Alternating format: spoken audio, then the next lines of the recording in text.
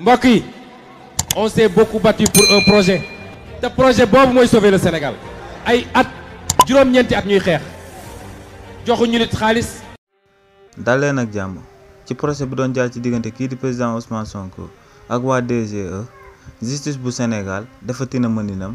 maanaam daal di def lu méngoowul ak yoon daal di koy tegati ci ndodd kii di président Ousmane Sonko. justice boobee nga xam ne lépp lu muy def du méngook yoon bii mooy ñetti yoon muy daal di jël ay tuuma yi nga xam ne dara méngoowul ak lu am daal di koy teg ci ndodd kii di président Ousmane Sonko. te li ni mel lu koy firndeel mooy que ne ci coowal Adji Sarr Ousmane Sonko bi xale bi soog a judd sax xam na ne loolee ab complot la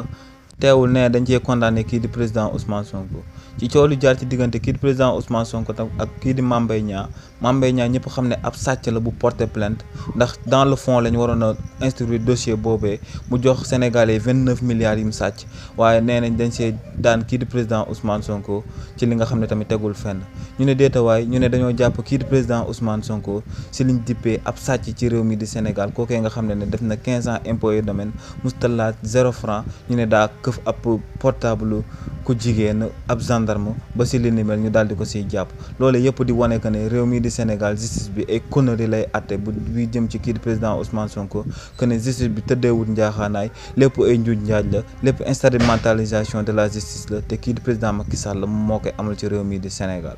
mbokk yi on s'est beaucoup battu pour un projet te projet boobu mooy sauver le Sénégal ay at juróom-ñeenti at ñuy xeex joxuñu nit xaalis